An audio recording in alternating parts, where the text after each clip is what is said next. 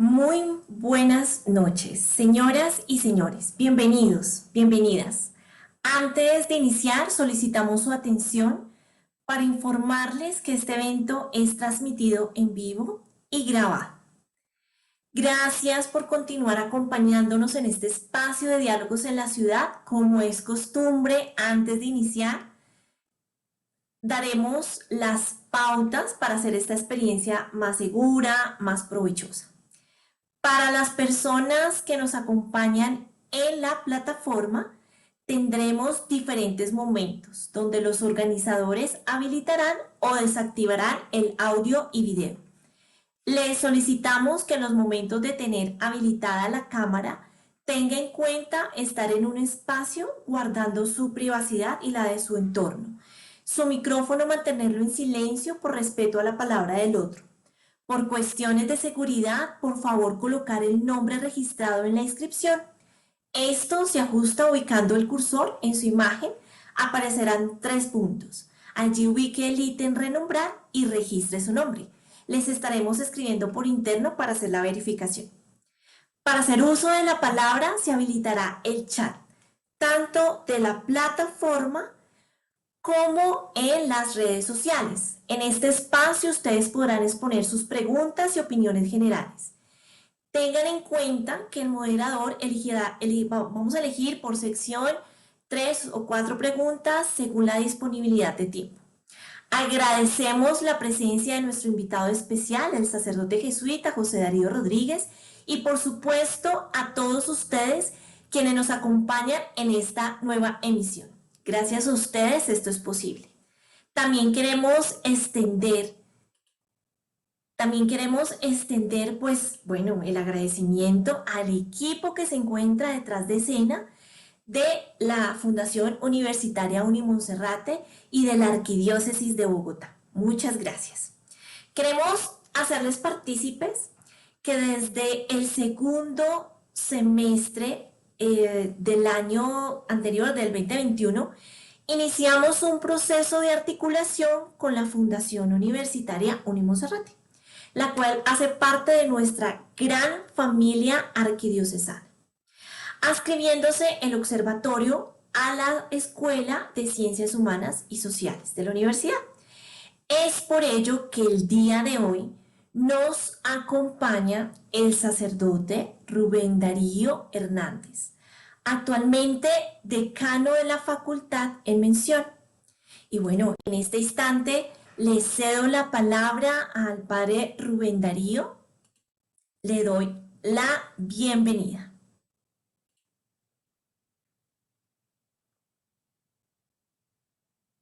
Bienvenido, padre. Permítame, puede activarla en este momento, ya puede activar su audio. Sí, es que me daban la bienvenida, pero no me dejaban hablar. Entonces yo ya iba a comenzar a hacer señas, a ver si de pronto por ese lado podía saludar. Padre Cuestiones José técnicas. Darío Rodríguez Cuadros, muchas gracias por estar aquí, por aceptar este sí, su sí vocacional al Señor desde la compañía de Jesús y su sí también para esta transmisión y para esta formación. Catherine, también gracias y gracias a cada uno de los participantes. En este momento somos 61 personas.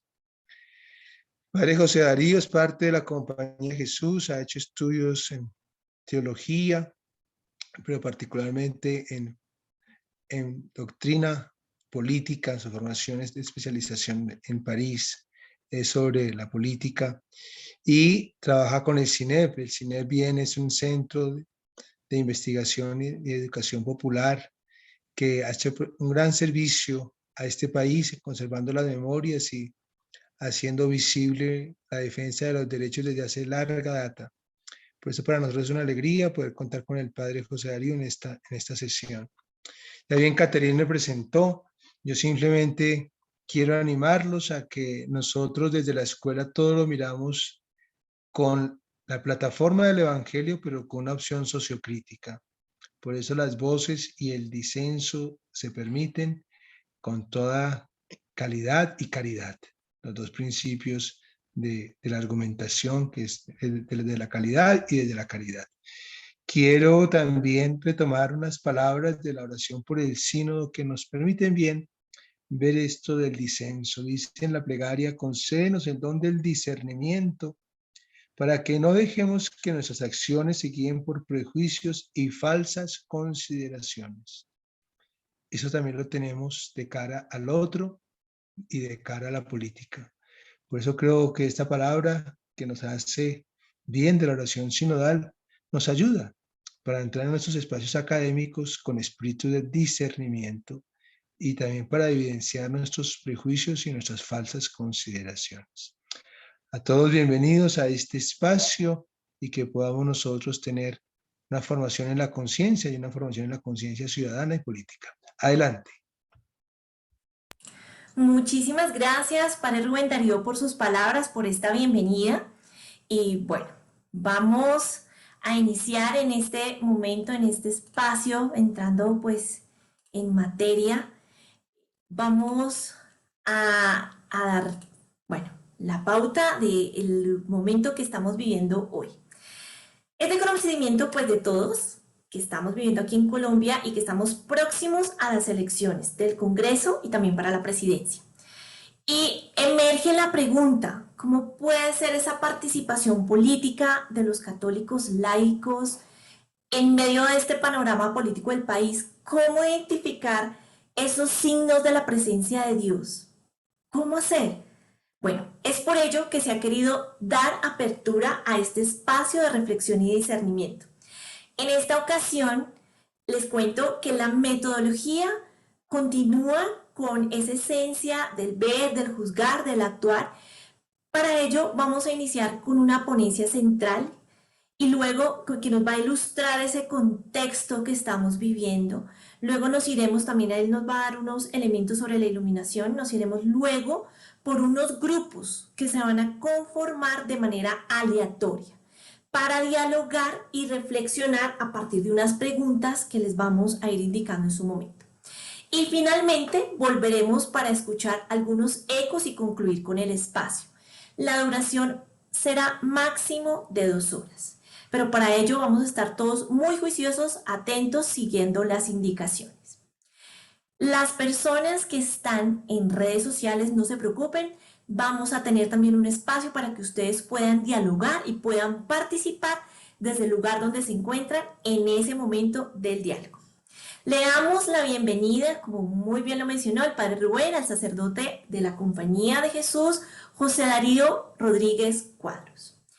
Tiene unos estudios de PhD en estudios políticos y máster en sociología general de la Escuela de Altos Estudios en Ciencias Sociales y licenciado en Teología, cursados en París. Es licenciado en Filosofía y teólogo de la Universidad Javeriana. Actualmente es el coordinador del programa Conflicto, Estado y Paz y es miembro del equipo de dirección del Centro de Investigación y Educación Popular, CINE. Agradecemos, Padre José, su disponibilidad por acompañarnos en este espacio.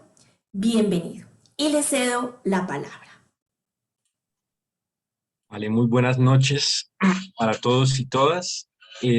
Muchas gracias, por supuesto, Padre Rubén Darío, Caterín, por la organización y la invitación a este espacio en el que vamos a abordar fundamentalmente este tema que nos congrega y que nos une en este momento como creyentes y como ciudadanos frente a los comicios que vamos a tener este domingo 13 de marzo en el país, comicios en los que vamos a elegir Senado, Cámara de Representantes y vamos a votar también por unas consultas para elegir candidatos a la presidencia de la República. En ese contexto, en estos 40 minutos que tengo y que le pido el favor que Caterín ya está lista ahí para avisarme y no pasarme de ese tiempo. Tal vez me demoro un poquito menos, pero quisiera abordar dos elementos que me parecen muy importantes que tengamos presentes nosotros en esta reflexión y en esta primera parte de este ejercicio que es el ver, ¿verdad? Vamos a tener ese ejercicio de ver, juzgar y actuar. A mí me corresponde un poco ayudar a ver.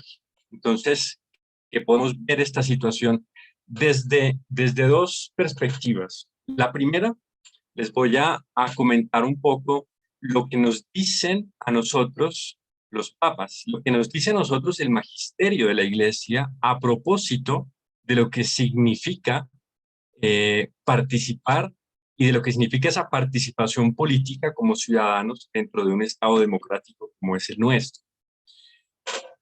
Y en segundo lugar, contarles un poco lo que está sucediendo en este momento en el país. Es decir, primero, ¿qué es lo que vamos a elegir? ¿Qué significado tiene eso de la configuración estatal de Colombia? Pero al mismo tiempo también algunos desafíos que se están percibiendo en este momento en las regiones y en el país con respecto a estas elecciones. Es decir, qué es lo que estamos a punto de vivir en el país? Y hacerles una descripción un poco del contexto que estamos viviendo y un poco también desde la manera como lo entendemos en este momento en el cine. Entonces, quisiera empezar con este primer punto y es, ¿qué nos dicen a nosotros o qué nos dice a nosotros el magisterio de la Iglesia en relación con esta participación política de los creyentes? Lo primero es decirles, en el Concilio Vaticano II tenemos nosotros ya en la Constitución Gaudium et Spes, tenemos una buena introducción para ello, especialmente en el capítulo cuarto de esta Constitución, que se titula justamente La vida en la comunidad política. Cuando hablamos nosotros de participación política de los laicos, a lo primero que nos invita el magisterio de la Iglesia y en el número 75 de esa Constitución Gaudium et Spes, lo leo, fíjense ustedes lo que dice, recuerden por tanto todos los ciudadanos y ciudadanas el derecho y al mismo tiempo el deber que tienen de votar con libertad para promover el bien común. Es decir, ¿qué es lo primero que nos dice a nosotros la Iglesia con respecto a esta participación política? Que participemos. Es decir, que vayamos y que ejerzamos nuestro derecho ciudadano de poder elegir en un contexto democrático a aquellas personas que van a representarnos en las corporaciones estatales de elección popular. Entonces, sobre esa base, digamos, diversos papas se han pronunciado al respecto. Hay una comunicación muy importante en el año 2002 de la Congregación para la Doctrina de la Fe, cuyo presidente, prefecto en aquel momento era el cardenal Ratzinger, futuro Papa Benedicto XVI, en donde nos invita, es decir, nos dice, miren, la situación en las actuales sociedades democráticas, ¿verdad? Nos exigen a nosotros cada vez más muchas y novedosas formas de participación en la vida pública por parte de nosotros como ciudadanos y ciudadanos además creyentes. Y nos invita en ese momento el cardenal Ratzinger, después Papa Benedicto XVI, justamente a que podamos nosotros participar por medio del voto. Y dice, en la elección de los legisladores y gobernantes y a través de varios modos a la formación de las orientaciones políticas y las opciones legislativas que favorezcan más el bien común. Y nos invita también en ese mismo documento, el cardenal Ratzinger, nos dice, miren, siguiendo la tradición de la Iglesia, siguiendo este papel que nosotros jugamos como ciudadanos y creyentes en este contexto social y político, dice, miren, los fieles laicos de ningún modo pueden abdicar de la participación en la política. No podemos abdicar de participar, de hacernos presentes allí. Y eso, en esa multiforme y variada acción que implica lo político y que incluye también la acción económica, social, legislativa, administrativa y cultural que busca, sobre todo, promover el bien común. Ahí, en ese punto, quiero contarles qué entiende la Iglesia por bien común. Y para ello, encontramos varios textos del magisterio al respecto, pero quiero referirme en particular a, a un mensaje que el Papa Francisco en diciembre del 2017 le envió a los participantes del encuentro de católicos con responsabilidades políticas al servicio de los pueblos latinoamericanos. ¿Y qué nos dice allí el Papa Francisco sobre qué significa esto del bien común? Es decir, estamos invitados a participar, estamos invitados a elegir estas personas que nos van a representar, un criterio claro por el cual nosotros debemos inclinarnos a votar es justamente la construcción del bien común. ¿Qué es el bien común? Dice el Papa Francisco, dice, mire, el Concilio Vaticano II definió el bien común de acuerdo con el patrimonio de la doctrina social de la Iglesia como, abro comillas, el conjunto de aquellas condiciones de vida social con las cuales los hombres, las familias y las asociaciones pueden lograr con mayor plenitud y facilidad su propia perfección. Es decir, todo aquello que nos permita a nosotros encontrar oportunidades de vida, de construcción de paz, de fortalecimiento y restablecimiento del orden público, de aumento de libertades, de la igualdad, del respeto por la vida humana, del cuidado de la casa común, de la justicia y la solidaridad, son elementos que a nosotros nos pueden abrir los ojos y permitir y decirnos a nosotros si esa persona o esas personas están apostándole a esto que para nosotros como creyentes es el bien común, ¿verdad? Probablemente estemos yendo por un camino que nos permita realmente construir una sociedad mucho más justa, igualitaria, equitativa, y en la que podamos vivir dignamente. Hay un punto y es, fíjense ustedes que uno de los criterios es el bien común, tal como lo define el Concilio Vaticano II y lo retoma el Papa Francisco. Y el otro gran criterio de la política y de estas elecciones que nosotros hagamos, no solamente en la política, sino en la vida cotidiana, es la defensa de la dignidad humana. Es decir, los dos grandes criterios de la doctrina social de la Iglesia que se aplican en este caso a la política y al mundo de lo político son el bien común y la defensa de la dignidad de la persona humana.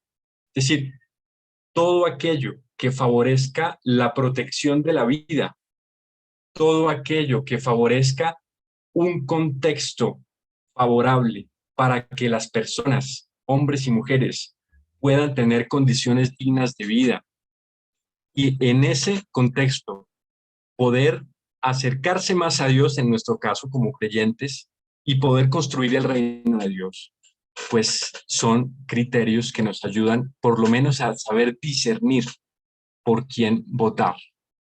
No está en la potestad ni de los sacerdotes, ni de los obispos, ni de las religiosas decirle a nadie por quién debe votar.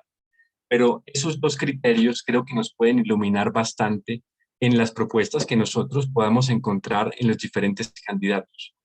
¿Quiénes apuestan realmente por estas condiciones del bien común? ¿Quiénes están apostando realmente por la defensa de la dignidad de la persona humana? Creo que son dos elementos a los cuales la Iglesia nos invita de manera concreta y de manera enfática, ¿verdad? Eso con respecto a este magisterio, digamos, de la Iglesia. El Papa Francisco también recalca en varios documentos, entre ellos, bueno, en Fratelli Tutti también, que la política, desafortunadamente, para muchos ciudadanos y para muchas personas, representa un espacio de corrupción, es un espacio que se ha deslegitimado mucho, es un espacio en el cual la gente cada vez cree menos porque sienten que los van a engañar, que no van a cumplir aquello que prometen, que por encima de la persona humana hay unos intereses económicos de otros sujetos y establecimientos e instituciones de la sociedad. Es decir, es una política que se ha desprestigiado mucho y eso nosotros lo vivimos, por ejemplo, en el tipo de debates que encontramos también entre muchos de los candidatos que no plantean propuestas, pero que sí se dedican a deslegitimar o a hablar mal de otros candidatos. Es decir, ¿cómo podemos nosotros comprender y entender una política que realmente esté al servicio del bien común y al servicio de la defensa de la dignidad del ser humano? Dice el Papa Francisco en esta carta encíclica Fratelli Tutti, en el número 177, dice la política que se necesita. No voy a leer todo el número, sino un rengloncito que nos puede ayudar muchísimo a entender. Dice el Papa Francisco, dice, pienso en una sana política. ¿Cómo es esa sana política? Dice el Papa, capaz de reformar las instituciones, coordinarlas y dotarlas de mejores prácticas que permitan superar presiones e inercias viciosas. Y en eso, dice el Papa Francisco, esa transformación no nos la puede ofrecer la economía, esa transformación no nos la puede ofrecer la cultura, esa transformación solamente la puede ofrecer la política misma. Entonces, estamos en ese desafío, es decir, en un contexto en el cual la política se encuentra desprestigiada y el juego político se encuentra también en unas situaciones muy complejas, ¿verdad?, de funcionamiento, pero al mismo tiempo la Iglesia nos invita a no perder la esperanza. Es decir, que nosotros en nuestras manos tenemos la posibilidad también de elegir, de salir, de participar y de poder también, con unos criterios claros, decidir por quiénes podrían hacer este tipo de transformaciones en favor del bien común y de la dignidad de la persona. Eso a grandes rasgos sobre lo que nos dice la Iglesia. Es decir, participen, tengan presente el bien común, la defensa de la dignidad de la persona humana y no dejen de creer en esto, es decir, no pierdan la esperanza. Estamos cansados de profetas de las catástrofes y la Iglesia nos invita a nosotros mismos también a ser profetas de la esperanza, a no perder el optimismo a pesar de que las situaciones sean muy complejas y cada vez más difíciles. Con esos elementos, paso a contarles qué es lo que vamos a elegir en estas elecciones del domingo. Entonces, en estas elecciones del domingo 13 de marzo, vamos a elegir Senado, Cámara de Representantes y candidatos a la presidencia en las consultas de coaliciones. Eso quiere decir que vamos a escoger senadores que representan 100 curules. El Senado, ustedes saben que es una circunscripción, una corporación de carácter nacional. Tiene 100 curules. Además de esas 100 curules, se eligen 2 circunscripciones indígenas, ahí van 102. Además de esas 102, va a haber 5 curules que están asignadas al partido Comunes, que son los antiguos combatientes de las FARC, que por la aplicación y la implementación del acuerdo de paz tienen esas 5 curules aseguradas, así tengan 0 votos, pero van a estar allí por 2 periodos más, además de este. Ahí van 107 y por el estatuto de oposición que fue aprobado en el gobierno de Juan Manuel Santos, el que quede de segundo en las elecciones presidenciales automáticamente ocupa una curul en el Senado. Es decir, fue lo que le pasó a Gustavo Petro, que en las elecciones del 2018 quedó de segundo en las presidenciales y automáticamente se convierte en senador. Eso va a pasar también este año. Es decir, son 108 curules. En la Cámara de Representantes que es una corporación de circunscripciones regionales, tenemos 161 curules.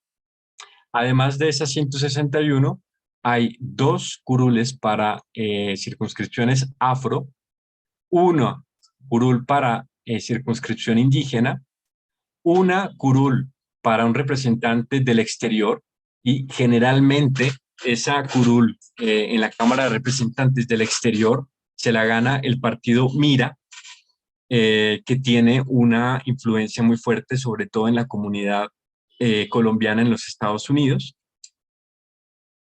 Va a haber otros cinco representantes a la Cámara del Partido Comunes, entonces 5 en el Senado, 5 en la Cámara. Y la segunda, es decir, el que quede, la fórmula vicepresidencial del que quede de segundo en las elecciones presidenciales, queda elegido o elegida inmediatamente, automáticamente, para la Cámara de Representantes. Y hay una novedad en estas elecciones, y es que vamos a elegir también, no todos, pero se va a elegir a 16 representantes de las circunscripciones especiales de paz. Estas circunscripciones especiales de paz, les voy a poner esta, que va a ser esta imagen, un momento que la tengo aquí lista.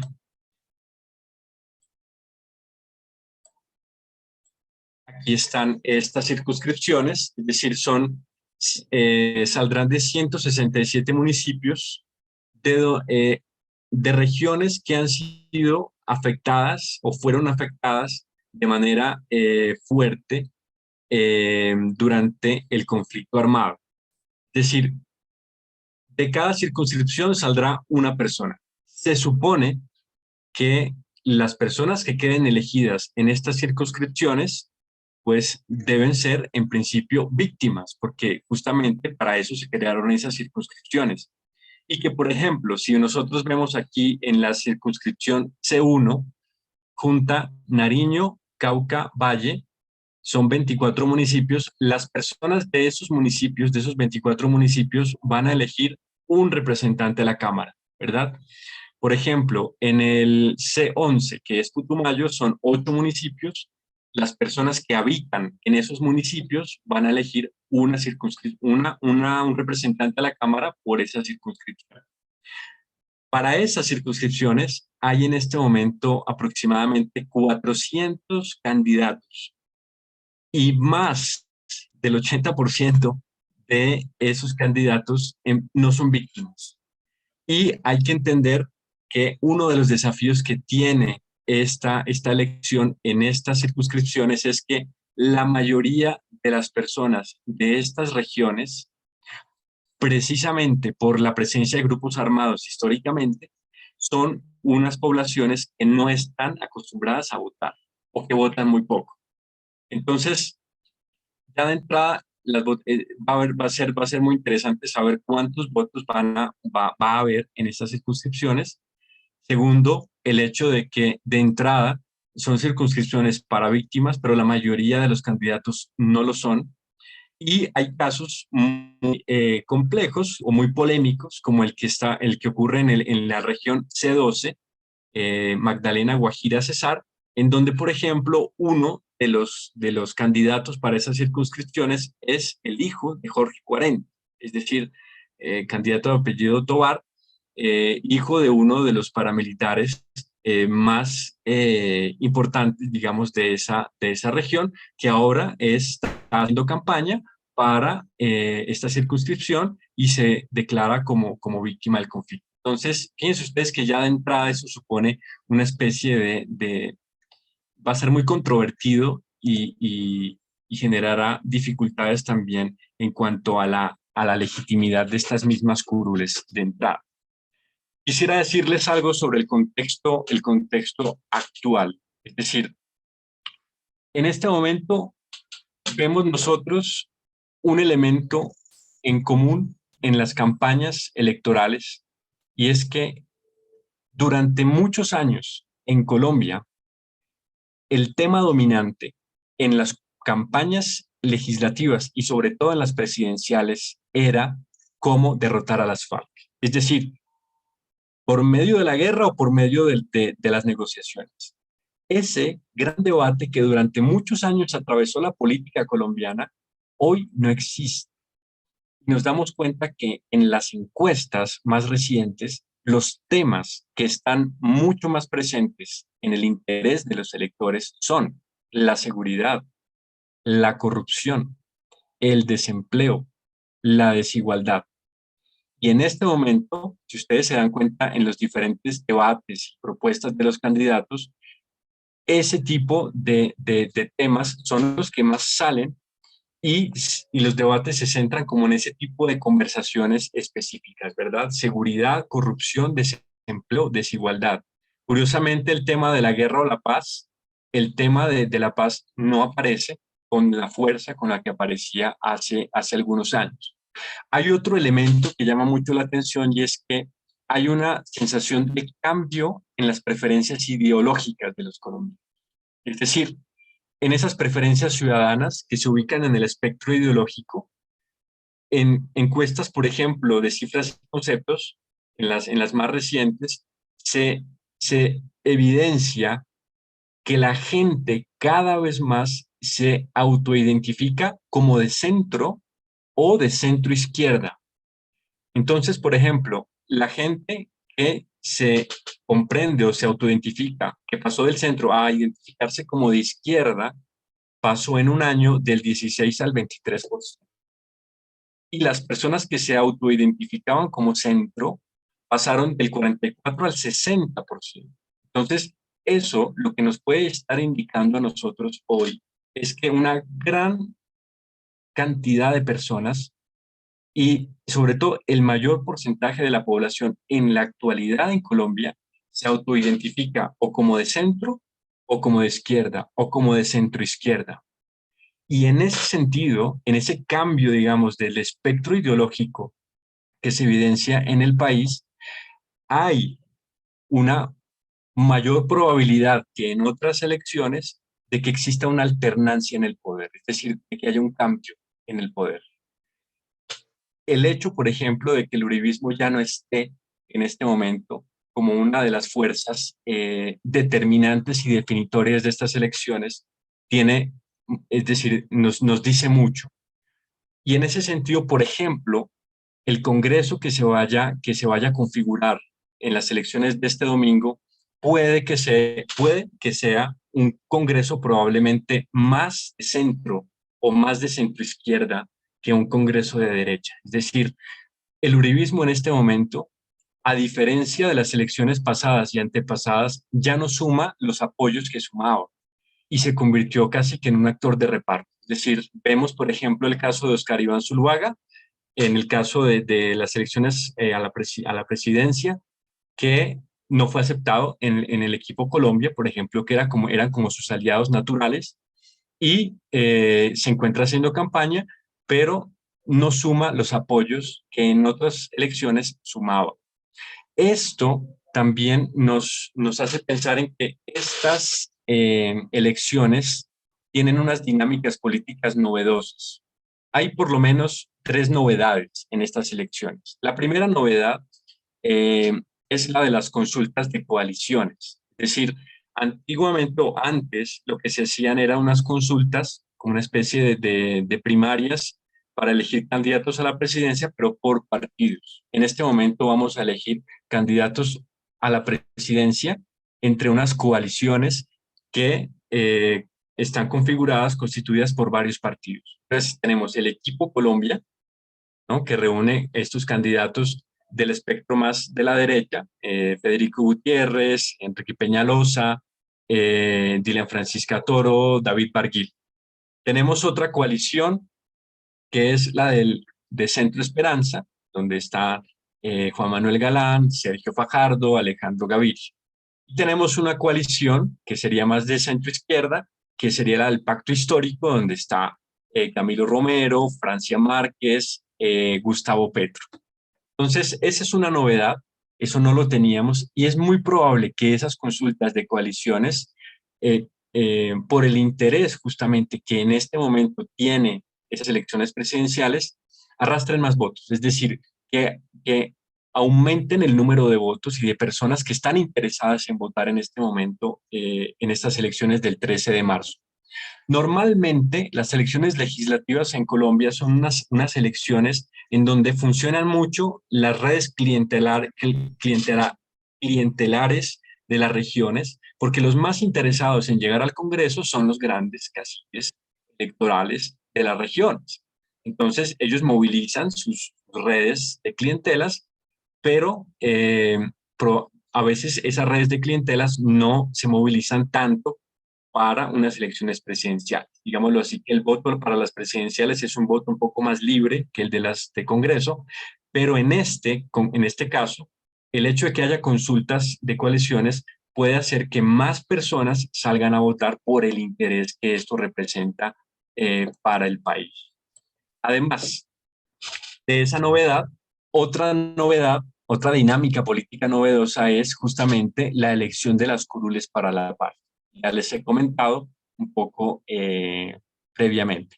Y otra gran novedad dentro de estas dinámicas es la resurrección de varios partidos políticos que recuperaron para estas elecciones su personería jurídica o que se crearon, que son nuevas. Entonces, por ejemplo, vuelve a aparecer Verde Oxígeno, estaba Ingrid Betancourt, vuelve a aparecer el Nuevo Liberalismo, vuelve a aparecer el Partido Comunista, que recuperó también su personalidad jurídica, aparece Colombia Humana, aparece Dignidad Humana, es decir, hay nuevos partidos, nuevos actores dentro de este espectro. Y otro elemento también que cabe resaltar es como la caída libre de la confianza en las instituciones democráticas, es decir, hay muchísimas encuestas disponibles al respecto, hay una creciente desconfianza justamente en ellas, y algo muy interesante es que si bien en elecciones pasadas las denuncias de posible fraude venían generalmente de la izquierda, en este caso las denuncias de fraude vienen de todos los partidos. Es decir, en este momento, justamente en ese contexto de posible cambio o alternancia, todos los partidos están en este momento hablando de riesgo de fraude, que es algo novedoso, es decir, no lo habíamos visto en una parte del espectro ideológico político, pero en este caso desde diversos partidos lo están denunciando y están anunciando que puede haber este tipo de fraude. Hay algo interesante también y es el hecho de que en varias regiones del país la violencia ligada a lo electoral ha aumentado. ¿A qué podemos, digamos, atribuir ese aumento de la violencia? Para eso hay que entender primero que la violencia electoral es un subtipo de violencia política. Es decir, es una violencia que se ejerce para alterar los resultados de unas elecciones. Pero resulta que en Colombia los partidos políticos y muchos caciques políticos ya saben que es más eficaz hacer un fraude que utilizar actores armados para cambiar los resultados de unas elecciones. Entonces, en ese sentido, la relación entre elecciones y violencia electoral no necesariamente es directamente proporcional. No necesariamente porque haya elecciones aumenta la violencia electoral.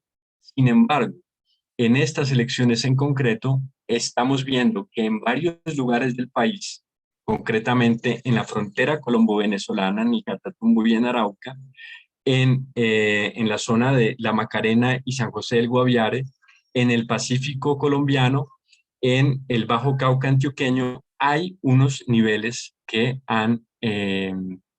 se notan, digamos, de aumento de violencia en estas regiones. ¿Por qué esa probabilidad se aumenta en este contexto? Por cuatro razones, por lo menos. La primera, porque en varias de esas regiones hay muchas cosas en juego, tanto para los actores armados como para los políticos.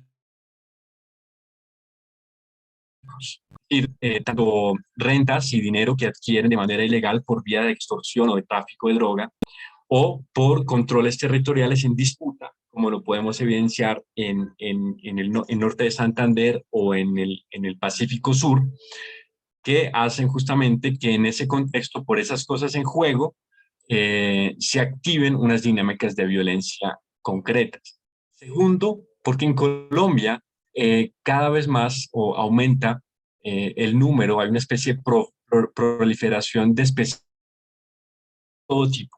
Entonces tenemos el Clan del Golfo en el Urabá, tenemos el ELN y las disidencias de las FARC peleando en la frontera colombo-venezolana de Arauca, tenemos a las disidencias en la zona del Caquetá, Guaviare y sur del Meta, tenemos, por ejemplo, carteles de droga, más Clan del Golfo, más FARC, más ELN en el Pacífico Sur, es decir, hay una serie de especialistas de violencia, es decir, hay muchas armas en el país y hay muchas personas que están dispuestos a usar. Entonces, eso lo vemos con más claridad cada vez.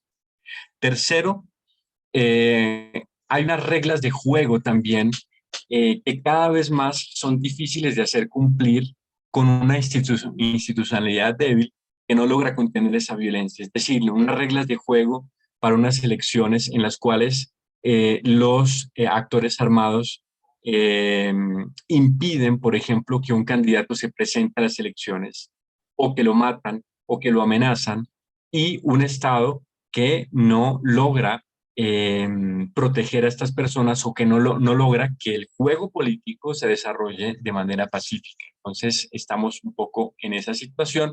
Y por último, también una serie de discursos estigmatizantes que que afectan la alternancia en el poder. Entonces, en este momento y después de 20 años, por ejemplo, el uribismo se encuentra frente o lo siente en este momento casi como una amenaza real, es decir, es que van a perder el poder en el Congreso y probablemente en la presidencia. Y eso, de parte y parte, desde diversos puntos de vista, eso genera unos discursos estigmatizantes de lado y lado. Es decir, hemos visto unas vallas publicitarias muy agresivas en contra de unos y de otros, ¿verdad? Pero el asunto es que hoy, por ejemplo, se aceptan vallas o se aceptan campañas, incluso xenófobas, en las que se habla de sacar a las personas de nacionalidad venezolana del país o de legalizar el porte de armas, ¿verdad? O de políticas realmente que parecerían más políticas de regímenes dictatoriales que de un país democrático. Entonces, se aceptan ese tipo de discursos estigmatizantes y violentos y se acallan otros. Entonces, estamos en un momento y en una situación, yo diría, más que de polarización, de aumento o de exacerbación de discursos descalificantes de parte y parte. Es decir, no estamos entre uno contra otro, es decir, tenemos muchos candidatos y a diferencia de otras elecciones, aquí la gente puede salir a votar porque se encuentra con candidatos tan de derecha con los cuales se siente identificado y otros tan de izquierda o tan de centro que hay un espectro político, ideológico tan amplio que la gente que se podría sentir desinteresada anteriormente por votar porque veía que no había ningún candidato que le interesara, hoy tiene candidatos de todas las gamas, digámoslo así. Es como si hubiera una especie de supermercado y usted puede ver ahí todos los candidatos de muchas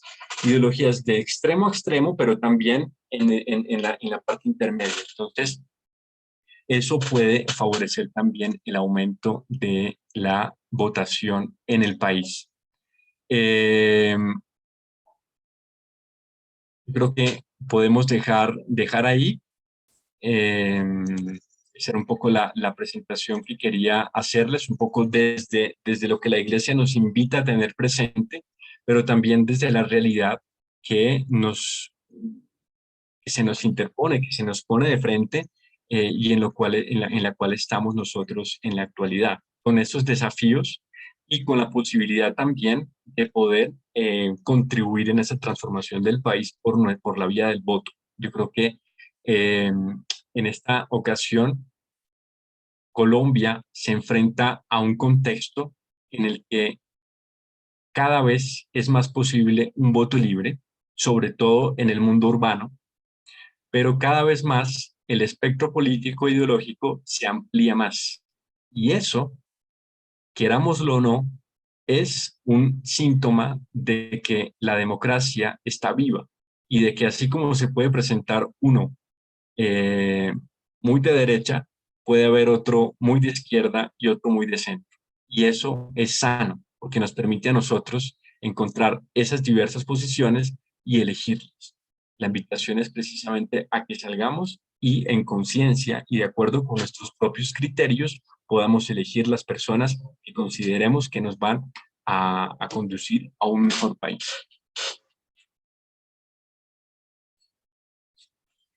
Muy juicioso con el tiempo. Muchísimas gracias, Padre José Darío. Sí, muy juicioso en el tiempo. Realmente exactico, Padre. Muchísimas gracias. Y bueno, y me quedo con esa frase, la democracia está viva. Realmente tenemos, creo que nos acaba de arrojar unos elementos importantes para que todos podamos empezar a hacer ese discernimiento y recordar que la democracia está viva, la esperanza está puesta y vamos adelante como pueblo. En este segundo momento vamos a contarles unas novedades, como les había dicho, en nuestra metodología. Para ello vamos a tener dos partes, dos momentos para quienes estamos aquí en plataforma y para quienes están en redes sociales para que también puedan participar de este momento. ¿Cómo lo vamos a hacer? Para ello le voy a ceder la palabra a mi colega, a mi compañera Jenny Rodríguez, quien es la profesional de proyección social de la Escuela de Ciencias Humanas y Sociales de la Fundación Universitaria Unimonserrate. Ella nos va a apoyar y nos va a explicar un poco qué es esto de la metodología, Jenny. Te cedo la palabra. Bueno, muy buenas noches. Muchas gracias, Caterín. A continuación iremos al momento del diálogo a través de grupos que se conformarán de manera aleatoria. Para ello es necesario seguir las indicaciones y normas de valor para hacer de este espacio de mayor provecho y respeto. Es necesario habilitar el audio y elegir un moderador en el grupo, quien ayudará a ceder la palabra y dinamizar el diálogo. Recuerden escuchar y expresarse con respeto. Este es un espacio de uso exclusivo para conversar sobre los puntos de vista de acuerdo a las preguntas asignadas. Por favor, sigan las indicaciones que vamos enviando. Los invitamos a conversar sobre las siguientes preguntas en dos momentos. Tenemos un primer momento que refiere a esas preguntas sobre el discernimiento evangélico.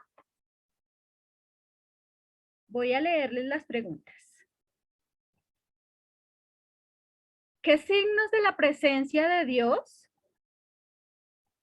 encontramos en medio de las tensiones que se presentan en las elecciones de Congreso y presidenciales? ¿Qué signos de lo opuesto a Dios encontramos en medio de las tensiones que se presentan en las elecciones de Congreso y presidenciales? Tercera pregunta. ¿Qué conversiones, retos y desafíos surgen de esta lectura de fe? Y un segundo momento, y es el segundo grupo de preguntas, se dirigen al actuar concreto.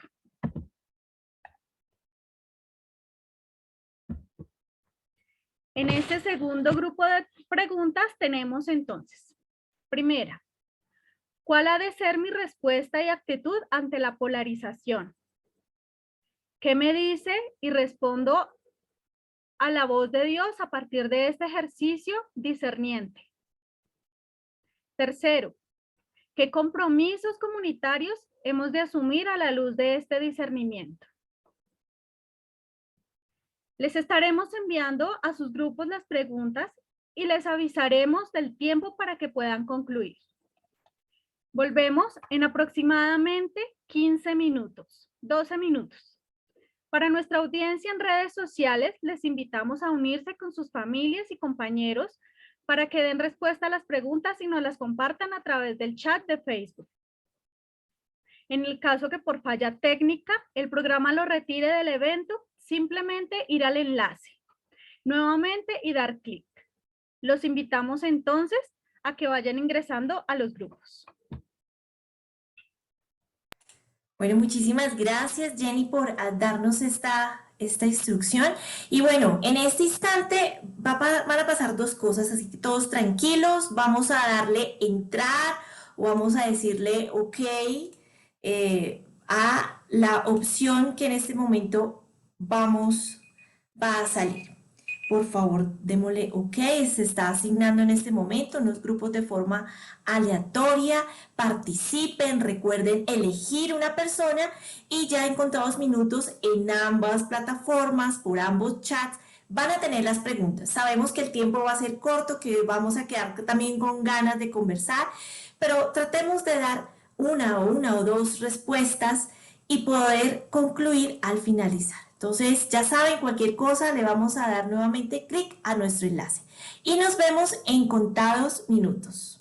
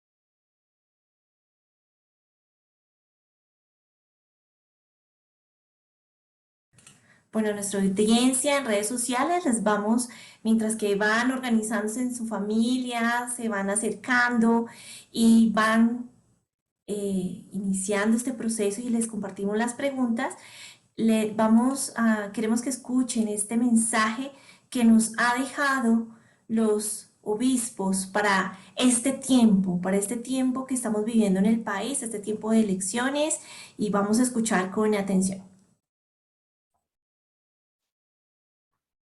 Vamos a iniciar escuchando en la voz del secretario general de la Conferencia Episcopal, Monseñor Luis Manuel Ali Herrera, el mensaje a todos los colombianos, producto de la reflexión y de la propuesta de todos los obispos de la Asamblea Episcopal de Colombia. Mensaje de los obispos católicos de Colombia a propósito del año electoral. Los colombianos estamos viviendo un momento crucial en la historia de nuestra nación. Los graves problemas sociales que subsisten, como la inequidad, la corrupción, la devastadora acción del narcotráfico y del microtráfico, la pobreza y la violencia, reclaman el fortalecimiento de nuestro sistema democrático y el compromiso común a favor del desarrollo integral de toda la población. Los obispos católicos de Colombia, preocupados por nuestra nación e iluminados por la palabra del Señor, invitamos a todos los colombianos a considerar atentamente la trayectoria y propuestas de campaña de los candidatos que aspiran al Congreso y a la presidencia de la República, con el fin de identificar líderes honestos y competentes, capaces de promover el bienestar de todos los colombianos. Hacer sentir con toda claridad sus necesidades a los candidatos, de modo que sus programas legislativos o de gobierno respondan a las necesidades concretas de cada uno de los territorios y al interés nacional. A participar activamente con el voto libre y responsable, fruto de una decisión informada y tomada en conciencia. A favorecer el espíritu democrático y reclamar del gobierno las garantías para prevenir todo tipo de delito electoral. Exhortamos a los líderes políticos a encontrar en el bien común la mayor motivación para su servicio, de modo que los clamores de la población colombiana, especialmente de las nuevas generaciones y de los más pobres, sean escuchados y las problemáticas sociales que siguen sin respuesta sean por fin atendidas. A ejercer un liderazgo capaz de incluir a todos en un proyecto de nación que cuide la paz, acreciente la confianza en las instituciones y en el prójimo, y en el que cada uno pueda sentirse arquitecto y artesano del desarrollo humano, económico y social de nuestra nación. A impedir toda forma de corrupción, pues ella desvirtúa la noble labor política de buscar el bien común y no el interés particular, y siembra frustración en la población. Dice Papa Francisco, la política tan denigrada es una altísima vocación, es una de las formas más preciosas de la caridad. A desarrollar las campañas electorales en el marco de la veracidad y la mesura, con un espíritu constructivo, evitando alimentar lógicas cerradas, odios o polarizaciones. Comprometámonos, todos los colombianos, a construir con decisión y sin miedo un país mejor, permitiendo que nuestras profundas raíces cristianas nos muevan cada vez más a la práctica de la justicia, al diálogo y a la fraternidad. A promover el respeto a la vida humana en todas sus etapas y expresiones, la protección de la familia, el derecho de los padres a educar a sus hijos, la libertad de conciencia y el cuidado de nuestros ecosistemas. Abandonar los caminos de la intolerancia y la violencia que tanto despojo, dolor y muerte han dejado, y emprender juntos las sendas de la amistad social, vía preciosa para consolidar una sana convivencia. A mirar con esperanza el futuro de Colombia, pues valoramos lo que hemos logrado ya y las grandes reservas de bien que hay en el corazón de nuestro pueblo. Con el concurso de todos, podemos edificar un país reconciliado y en paz. A los pies de Nuestra Señora de Chiquinquirá, ponemos nuestra amada nación colombiana. Que ella interceda por todos nosotros para que el Señor nos regale más políticos a quienes les duela de verdad la sociedad, el pueblo y la vida de los pobres.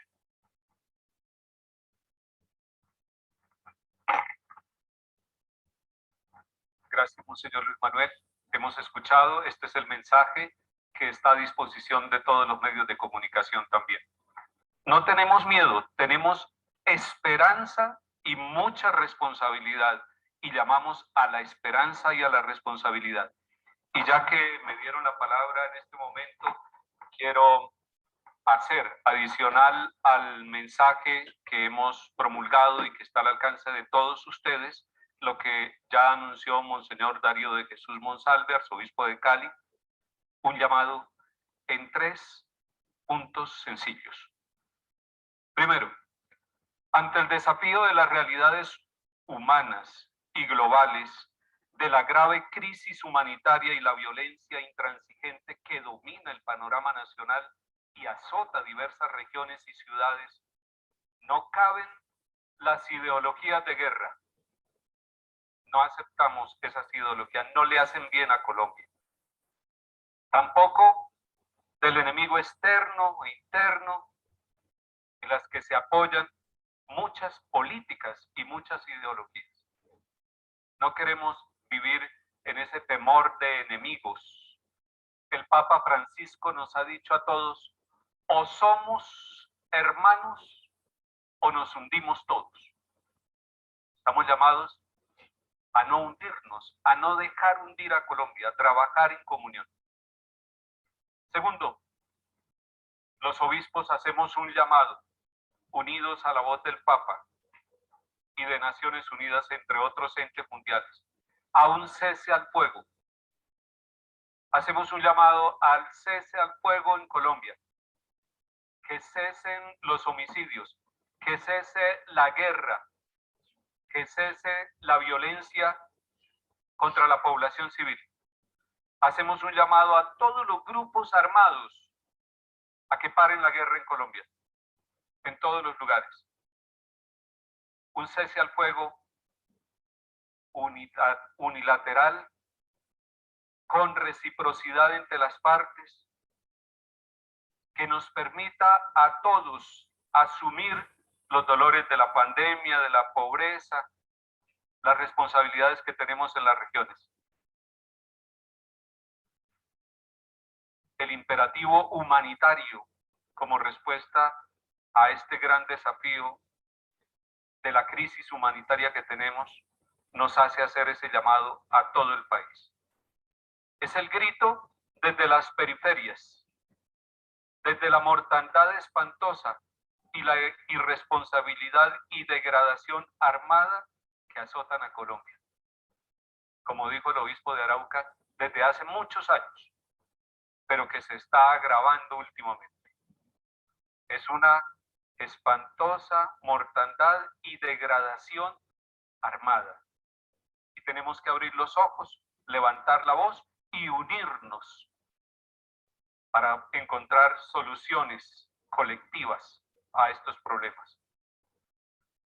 Finalmente, la Iglesia, todos nosotros, los obispos, hacemos un llamado, un clamor a vivir la esperanza, la responsabilidad, para responder inmediatamente, al menos en esta coyuntura electoral y socioeconómica en que vivimos. Hagamos ese alto al fuego, comprometámonos todos como colombianos, asumamos con responsabilidad este momento histórico que tenemos.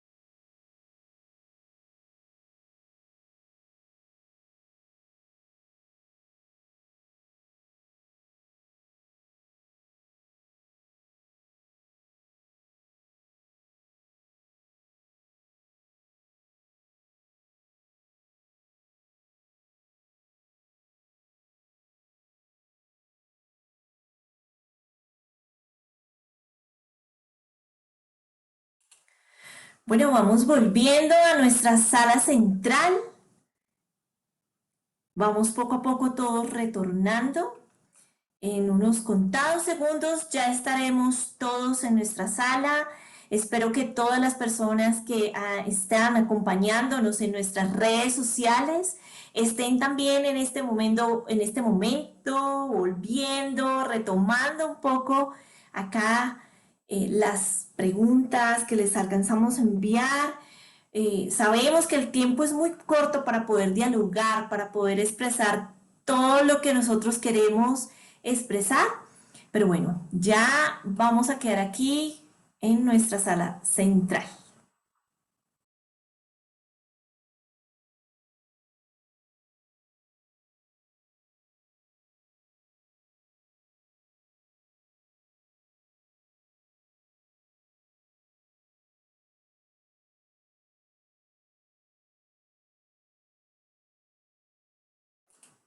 Bueno, nuevamente los saludo, espero que hayamos todos logrado alcanzar a dialogar un poco de todas estas inquietudes que han generado, si hemos logrado identificar esos signos de, de la presencia de Dios y también de aquello que está opuesto a ese reino, también haber logrado identificar por lo menos cuál es mi actitud, cuál puede ser mi actitud frente a toda esta situación de polarización y todo lo que se está presentando en nuestro país, en nuestra ciudad, región, en nuestro país, Colombia.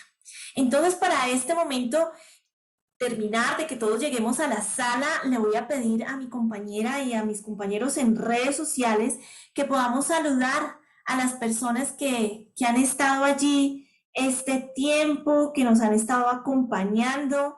Quiero por aquí saludar a Jimena Aguirre, que nos acompaña, Sandra Patricia, del Colegio Vicentino Santa Catalina. He estado también por acá de nuestro diácono Jacinto, muchas gracias. Y por aquí tenemos a Fabián Ceballos, a William Padilla, están del Espíritu Santo, de la Vicaría del Espíritu Santo de San José. Muchísimas gracias por sus saludos.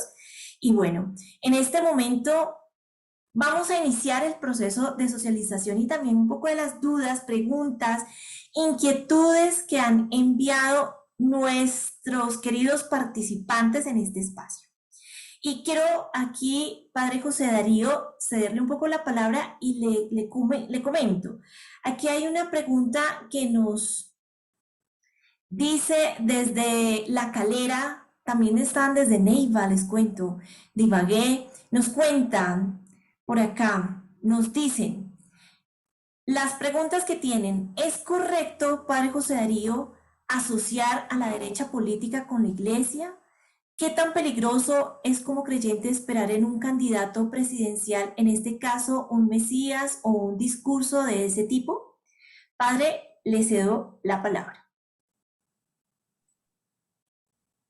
En Colombia, en nuestra historia, digamos, especialmente del siglo XX, la Iglesia Católica ha tenido y tuvo un papel muy importante en la configuración del Estado.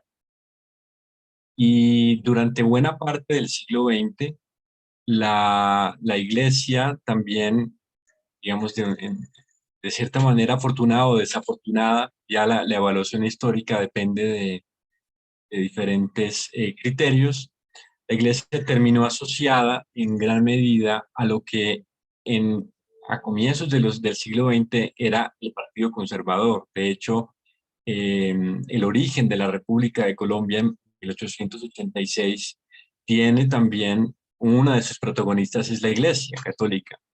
La República se funda en 1886 y en 1887 se firma un concordato con la Santa Sede, es decir, y durante varias décadas y hasta 1930, la Iglesia Católica tenía, digamos, una influencia directa dentro del funcionamiento del Estado. Eso, digamos, ha ido transformando a lo largo del tiempo y yo no diría con exactitud ni con convencimiento tampoco que en la actualidad un candidato o candidata que se declare de derecha necesariamente es católico. Es decir, o que el catolicismo, la iglesia, esté identificada necesariamente con un partido o con una tendencia política. Es decir, así como nos encontramos católicos muy coherentes con su fe en el espectro ideológico de la derecha, que puede ser el Centro Democrático, que puede ser el Partido Conservador, también se podrán encontrar católicos convencidos y que viven su fe en el nuevo liberalismo o en el Partido Liberal o en la Coalición de la Esperanza o en el Pacto Histórico. Es decir, no necesariamente el partido define en dónde los católicos nos ubicamos en ese espectro ideológico. Y yo creo que la Iglesia ha aprendido, y eso sí, eso es un aprendizaje que es muy importante para la Iglesia Católica, ha aprendido a desmarcarse bastante de ese juego partidista. Es decir, y creo que es sano, creo que es importante desmarcarse de eso, aunque cada uno y cada quien en su conciencia y en sus convicciones pueda entender que puede vivir y puede expresar su fe y su catolicismo en un partido o en otro, o que se compatibiliza con algunos planteamientos políticos de uno u otro partido. Vale, padre, muchísimas gracias. También nos hacen otra pregunta. Nos dicen, ¿qué decirle a las personas que se autodenominan creyentes, católicos o católicas, pero apoyan proyectos políticos que atentan contra la dignidad humana, la justicia, la búsqueda del bien común y son como que lo denomina nuestra participante como la antítesis de los valores del Evangelio? ¿Qué decirle? ¿Qué Yo decirle a creo estas que, personas? yo creo que esas personas son hermanos y hermanas nuestras, en primer lugar. Son seres humanos, son personas que, claro, tienen una convicción, digamos, en primer lugar, como no juzgarlas tampoco por sus convicciones, pero si evidentemente comprueba uno que eso que están apoyando atenta contra la dignidad humana, contra el bien común, yo creo que la mejor manera de poder eh, orientar a una persona que en estas situaciones, mostrarle la realidad, es decir, que vea lo que está sucediendo en el país, que mire especialmente, que mire sobre todo a las personas que más están sufriendo, que mire sobre todo a las mujeres en lugares periféricos de este país. Cuando uno se acerca a la realidad de la pobreza, de la miseria, de esa falta de oportunidades, en ese momento la defensa de la dignidad humana se convierte realmente en un compromiso concreto. De lo contrario, se vuelve ideología. Es decir, cómo poder decirle a estas personas que esa defensa de la dignidad humana no pasa por ideologías, sino que pasa realmente por personas concretas, que probablemente desde las ciudades no las encontramos con mucha frecuencia, pero, o a lo mejor sí, a lo mejor en la ciudad también, pero, pero a veces no abrimos los ojos lo suficiente. Es decir, yo creo que la respuesta siempre va a ser acoger, dialogar y ver con ojos de misericordia y con ojos también críticos de la realidad. Padre José Darío, muchísimas gracias también a todos nuestros participantes en redes sociales, en la plataforma de Zoom que han estado, bueno, preguntando, escribiéndonos. Pero queremos también irnos un poco a qué pasó en esas mesas de diálogo. ¿Lograron encontrarse en algunos puntos o no? Para ello le voy a pedir a alguno de los participantes que haya estado en estas mesas de diálogo nos quieran compartir estas primeras preguntas. ¿Qué signos encontraron de la presencia de Dios en esta situación actual que estamos viviendo? ¿Qué signos de la presencia de Dios y también del opuesto, ¿no? Le voy a ceder a Jenny Esperanza la palabra. Les voy a pedir que seamos muy concisos en nuestra participación. Bueno, nos correspondió con la señora Gloria Alayón y la señora Edith Costanza. Participamos en la primera pregunta, que nos dice qué signos de la presencia de Dios hay en estas elecciones. Y la verdad es la apertura, la convocatoria, la participación, la dinámica, la libertad, para que todos podamos hacernos presentes. ¿Y qué es lo contrario a la presencia de Dios? De pronto la manipulación, el egoísmo, desvirtuar al oponente y de pronto tratar de manipular a la gente que no lee, que no se entera por sí misma, sino que se deja guiar. Y la tercera, que de la conversación, ¿a qué nos invita en retos, desafíos? Y nos poníamos, en la conversación que teníamos, nos damos cuenta que hay desesperanza, y la desesperanza no nos puede desanimar, sino que al contrario, nos debe animar a comprometernos, a saber por quién vamos a dar el voto, a leer, a escuchar, pero no a escuchar los medios de comunicación como ni a la persona de la tienda, sino a escuchar los debates, buscar las propuestas de las personas a quien vayamos a elegir, hacernos parte del bien común para todos, siempre pensando no solamente en el bien del vecino, sino en el bien de todo el país, de nuestra tierra, de nuestra madre tierra, que cada día pues la venden más, y lamentablemente también los incendios y todo hace que se termine con nuestra vida, fauna y todo en el mundo. Eso sería como lo más concreto, luchar por la democracia, quejarnos menos y ser más activos. Muchísimas gracias, Jenny. De verdad que nos ayudas también y ya nos adelantas un poco esa tanda de preguntas que, bueno, ¿cuál podría ser esa actitud de nosotros frente a a eso opuesto, ¿no? Que hemos encontrado? Y voy a cederle la palabra al Señor Jesús para que también nos cuente y nos ilustre qué hablaron en su equipo sobre esos signos de la presencia de Dios, del opuesto, y esas actitudes. ¿Cuál debería ser esa actitud? Mi respuesta ante esta situación o esta polarización. Bueno, muchas gracias. Yo estuve en la sala 19, hubo como 3 o 4 personas, 4 damas, sé que una de ellas estaba en Leticia, tal vez un par de religiosas, no me acuerdo el nombre de otras personas, no se alcanzó no alcanzamos pues a hacer la identificación. Sin embargo, pues puedo decirles que como signos favorables, pues encontramos que hay una mayor conciencia de la gente que está tratando pues de analizar, de investigar, de conocer mejor las campañas, y a diferencia de campañas anteriores, no van a votar pues tan de manera, digamos, poco informada. Eso me pareció que es una buena posición, que se está identificando la corrupción, la violencia y todas esas cosas que hacían anteriormente que la gente votara desinformada y a ciegas, y por lo tanto los candidatos pues salía cualquiera.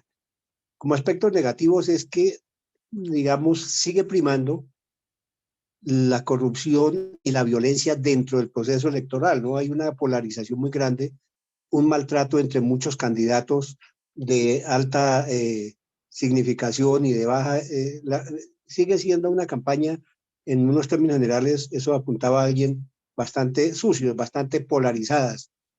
Y además nos hacían ver también que, por ejemplo, sigue primando ciertos elementos de corrupción, en el sentido de que personas que están limitadas por la ley o están prohibidas o han sido sancionados por corrupción o algunos hechos contrarios a la verdad política, están metiendo a sus hijos, sus nietos, su familia, sus esposas, qué sé yo. Eso es parte de esa corrupción, digamos.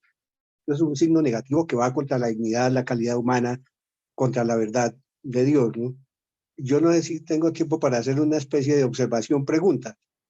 Por ejemplo, en Colombia y en la mayoría de los países del mundo hay un trato un poco despectivo con la izquierda y la derecha, ¿no? Seguramente si uno le pregunta a mucha gente, ¿usted por qué es de izquierda o usted por qué es de derecha o qué considera de izquierda o de derecha? Mucha gente no sabe.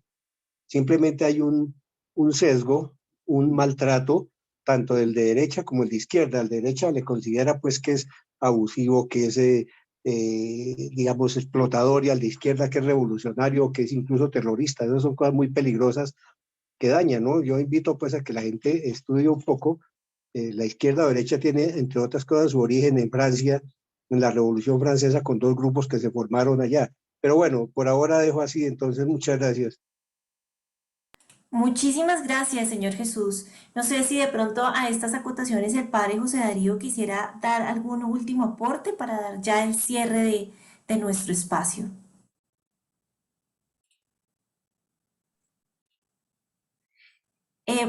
Por favor, activa tu micrófono, Se me apaga y gracias. se me enciende y se me apaga, pero ya. Sí, quisiera ahorita que estaba viendo las preguntas aquí en el chat también y escuchando lo que nos acaban de decir, una pregunta que me parece muy, muy interesante, la, la, la formula Alirio Cáceres, y es como que otros criterios nos sugiere para discernir la verdad en medio de tanta publicidad engañosa, y que es más o menos como discernir también como qué tipo de propuestas eh, pues realmente nos pueden conducir no a la mentira, sino a la verdad. Yo creo que ahí hay varios criterios. El primero es toda propuesta que esté encaminada a proteger la vida. Eso es un criterio que tiene que estar presente en cualquier reflexión. Otro criterio al que nos impulsa la realidad actual, no solamente de Colombia, sino del mundo, es el criterio del cuidado de la casa común. Es decir, yo quisiera ver cuántos candidatos realmente tienen eso dentro de sus propuestas. Es decir, que son cosas a las cuales también el magisterio de la Iglesia, el mismo Papa Francisco nos invita.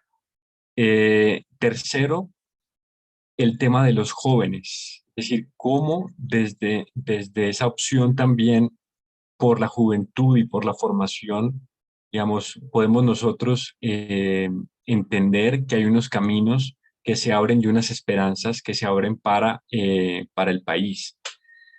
Y tener presente también que en esos comicios, es decir, generalmente generalmente la mentira va acompañada de descalificaciones y de lenguajes agresivos contra otros. Es decir, yo no puedo decir que estoy diciendo la verdad cuando mi única propuesta es decir que el otro es malo. Es decir, no puedo decir que la verdad solamente es que el otro es malo. Entonces, hable de lo suyo, haga sus propuestas.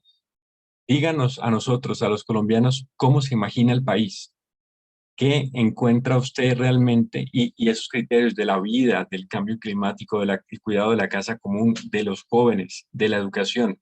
Es decir, y con propuestas reales, creo que nos pueden a nosotros, nos pueden, digamos, sacar un poco de esa cantidad de fake news, de noticias falsas y de mentiras, ¿verdad? De las cuales estamos ya muy acostumbrados, y mostrarnos como otro tipo de realidades. Otro asunto es que sabemos, es que lo curioso es que sabemos por las noticias y por los procesos en donde están implicados muchos candidatos, los niveles de corrupción de varios de los candidatos que están allí presentados, van a salir en el tarjetón. Es decir, no podemos, es decir, no podemos votar por ellos. Es decir, o por lo menos si hay sospecha de eso, hay que tener claro que por candidatos corruptos, uno dirá, no, es que son la mayoría. Bueno, pero puede que haya algunos, hay seguramente políticos que buscan hacer su trabajo bien y sin corrupción. Entonces, creo que son criterios también que nos pueden ayudar a esclarecer un poco tanta mentira, digamos, que hay en este momento en esas campañas. Nada nos asegura tampoco, como nunca nadie nos ha asegurado, y lo hemos constatado, que hayamos elegido siempre bien y que los que han sido elegidos han obrado en conciencia y honestamente y con la verdad. Entonces, pero nunca se pierden las esperanzas. Bueno, Padre José Darío, muchísimas gracias por su intervención, a todos nuestros participantes. Y bueno, para cerrar y hacer una conclusión final, le invito a nuestro director de la Escuela de Ciencias Humanas y Sociales, Padre Rubén Darío Hernández. Le cedo la palabra, Padre. Bueno, gracias. Lejos de querer hacer una conclusión, más bien quiero señalar algunas invitaciones. Y es que la conciencia cristiana se sigue formando. La conciencia cristiana se forma en el diálogo comunitario, que fue lo que hicimos hoy, y se ilumina, como bien nos lo señala el Padre José Darío, con la palabra y con los textos de la iglesia, porque es conciencia cristiana. Pero también la conciencia humana se ilumina con las ideas en orden del favor, de la construcción de la sociedad y del hombre y del bien común, que son principios no de propiedad de la iglesia, sino de un sano humanismo en el cual nosotros no nos podemos como apropiar de esos principios. A la vez yo quiero invitarles a que el discernimiento que nosotros hacemos, aún en lo político, en lo local, en lo pequeño, es un discernimiento comunitario que para hacerlo cristiano, en el caso nuestro, requiere de mucha humildad, porque hay temas muy espinosos como el tema político, a veces el tema deportivo, a veces las posiciones en frente a la identidad sexual, se exacerban los ánimos y entonces la conciencia del cristiano puede polarizarse y puede volverse agresiva y entonces pierde su tamiz, su identidad más profunda por la que el Evangelio luce, que es la humildad. Y la humildad no para convencer al otro, sino para proponer también una apuesta cristiana. Eso es un aporte muy importante en lo comunitario, en la construcción del tejido y en la construcción de disensos también que puedan llevarnos en la búsqueda del bien común y de una apuesta que beneficie a todos. Yo quiero también agradecer finalmente al Padre José Darío, que nos ha aportado con un lenguaje muy claro, muy sencillo, muy para todos, no fue que nos excluyera, yo lo veo muy incluyente. El trabajo por los grupos pequeños nos permitió abrirnos, fue un acierto también, porque en los grupos pequeños nos pudimos abrir e invitarlos, que es lo que va a decirle Caterina ahora a todos, para los siguientes espacios en los que la Arquidiócesis, la Unimonserrate y el Observatorio queremos proponerles y que ustedes también nos ayuden a visibilizar para seguir formando laicos, diríamos, en distintas latitudes. Muchas gracias.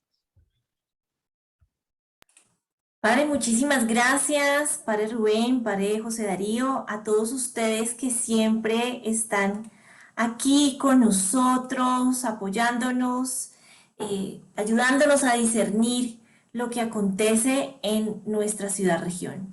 Y bueno, en este momento hemos dejado en el chat un enlace para una evaluación, para retroalimentar. Ustedes saben que nos encanta escuchar esas sugerencias.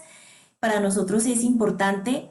Y los invitamos a seguirnos en nuestras redes sociales y recuerden que nuestra próxima cita va a ser el jueves 26 de mayo en el mismo horario con el tema de la fraternidad. Les pedimos unirnos en oración por la pronta recuperación del cardenal Rubén Salazar Gómez. Y bueno, y en la próxima semana van a encontrar las memorias, como es costumbre, de nuestros diálogos en la ciudad en nuestro canal de YouTube del Observatorio Arquidiocesano de Evangelización. Síganos en todas nuestras redes, Unimonserrate, Arquidiócesis de Bogotá, Observatorio Arquidiocesano y una feliz noche para todos. Muchísimas gracias. Dios los bendiga. Gracias. Y la evaluación. Gracias. Muchísimas gracias.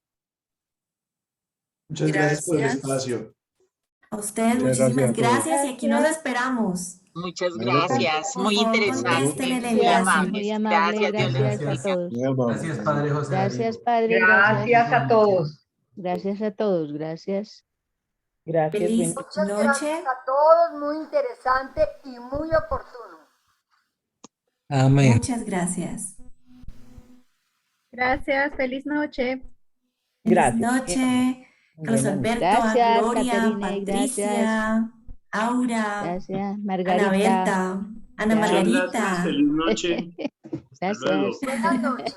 Gracias, feliz noche. Sandra, José Rafael, José Zuleta, William Padilla, gracias, Amanda, Marta, Amanda, Esperanza, Gracias, muchísimas gracias. Thor, Bungui, Ana Berta. Gracias. Una Feliz feliz noche noche, para todos. gracias. Muchas gracias por el espacio, muy interesante. Y que Esperanza. Dios nos guíe en estas elecciones, Dios santo. Así sea, que Dios nos guíe, nos dé el discernimiento que necesitamos. Recuerde, Sí, la señor. democracia está viva. Feliz noche. Gracias igualmente. Muchas gracias, muchas bendiciones. Gracias, Carmen. Buenas noches.